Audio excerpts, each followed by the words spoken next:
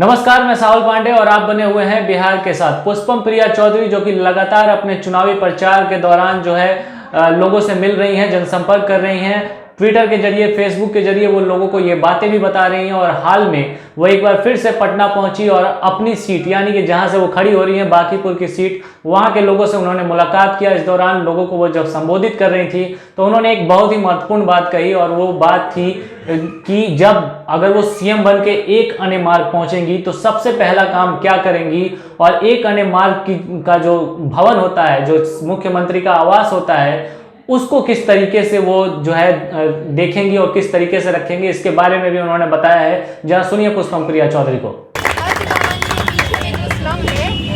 मकान नहीं बनाने का इन लोगों ने कारण दिया है इतने लंबे अरसे से, जमीन नहीं है, जमीन नहीं है, ये कहते हैं ना।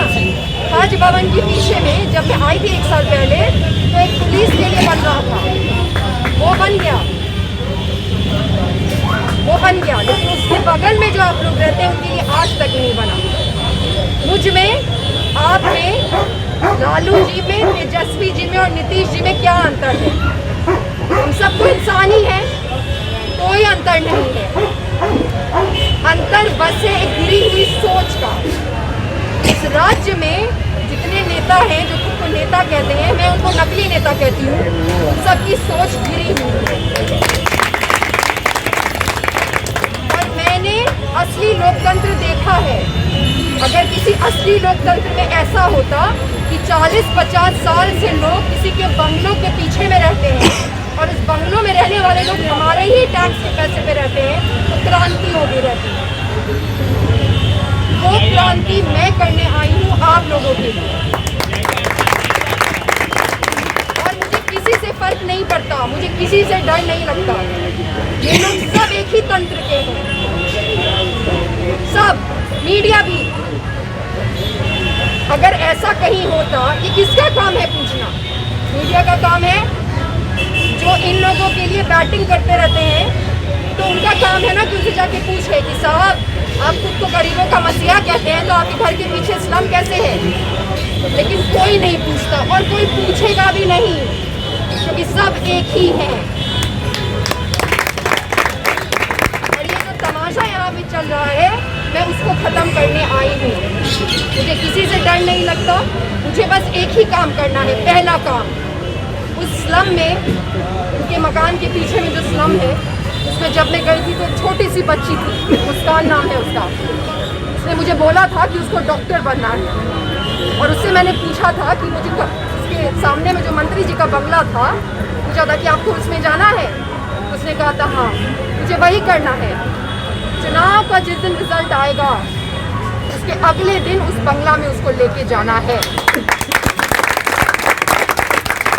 और जितना ये लोग हम लोग के पैसे का, कहते हैं ना, हिंदी में एक शब्द होता है, फफड़ दलाली होता है, सुने होंगे ना सब आदमी, हम लोग कहते हैं अपने भाषा में। वो जो हम लोगों के पैसे से कर रहे हैं, इन लोगों को सारे कोठरियों से खाली कराना है। और वो कराने से मुझे कोई भी नहीं रोक सकता। और एक और भी बात कर दूँ, जब मैं एक अन्य मार्ग में अगर मेरा हो गया और मैं रहने गई, एक दिन भी नहीं रहूँगी, एक दिन भी मैं अन्य मार्ग में नहीं रहूँगी। वो मकान अगर रहेगा तो आप लोगों के लिए हमेशा के लिए खुला है। जिंदाबाद जिंदाबाद जिंदाबाद पुष्पम चौधरी जिंदाबाद जिंदाबाद जिंदाबाद। जब तक घर बना के नहीं दूंगी, ये भी सुन लीजिए, तो पटना में जहाँ रहना होगा कोई रोक नहीं सकता, कोई आपको हटा नहीं सकता। और अगर हटाएगा तो फिर मैं उनके सामने आऊंगी। सारी बातें कोई भाषण वाली बातें नहीं है। 2 चीजें इसमें समझने वाली बात है। एक, ये पता कर लेना है कि कुर्ता पैजामा पहन के जो भी नाटक करने के लिए लोग आते हैं, उनकी बातों में नहीं आना है, उनकी बातों में नहीं आना है। अपनी वजह से नहीं, अपने बच्चों की वजह से। उनका भविष्य मुझे बनाने दीजिए। आप लोग का तो दिन बीत गया है, अब तो वापस आपको स्कूल लेके नहीं जा सकते। उनको तो लेके जा सकते हैं ना, उनको स्कूल लेके जाने दीजिए। उनको मैं नहीं चाहती कि स्कूल में झाड़ू लगाना पड़े, वो भी मैंने देखा था, वो भी देखा था कि अपने स्कूल में वही बच्चे स्कूल ड्रेस पहन के किताब नहीं पढ़ रहे लेकिन झाड़ू लगा रहे, उनका काम नहीं है ये। और ये सबक मैं नहीं चलने दूंगी और मुझे किसी से फर्क नहीं पड़ता। इस पूरे देश के जो एलीट लोग हैं वो मेरे खिलाफ हो जाएं, मुझे कोई फर्क नहीं पड़ता। मैं यहाँ आ गई हूँ और मैं हमेशा आप लोगों के साथ खड़ी रहूँगी। तो आपने पुष्पम प्रिया चौधरी को सुना, उन्होंने साफ तौर पे कहा कि अगर वो एक अणे मार्ग में पहुंचेंगी तो उनका वो जो घर है उसमें वो कभी नहीं रहेंगी, बल्कि वो घर गरीबों के लिए जो है हमेशा के लिए खुला रहेगा। जो भी वहां चाहे वहां जा करके रह सकता है। ये बता दें कि इस दौरान वो लालू प्रसाद यादव पर काफी हमलावर दिखी और जिन लोगों का घर जो है अतिक्रमण में ढा दिया गया था, अतिक्रमण के कारण उनका घर ढा दिया गया था सरकारी बुलडोजरों के कारण, और साथ ही साथ पटना बाढ़ का भी उन्होंने जिक्र किया जिसमें लोगों ने काफी दिक्कतें उठाई थी। फिलहाल इस रिपोर्ट में इतना ही। आप बने रहें बिहार के साथ। धन्यवाद।